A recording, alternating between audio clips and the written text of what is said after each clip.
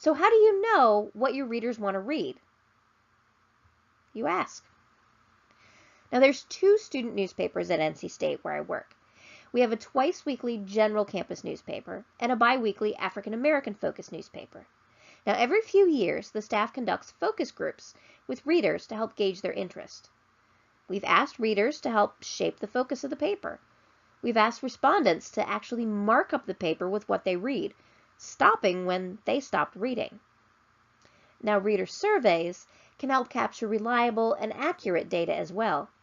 They can also be used to determine why people aren't regular readers to your newspaper. Now, some news organizations gather feedback in other ways, such as paper sales or website page views, reader response like emails or letters to the editors, and anecdotal feedback that readers give to the newspaper. What every media organization, whether it's print, online, radio, or television, has to remember is that readers are in a hurry. They have short attention spans. They want to feel connected to a story.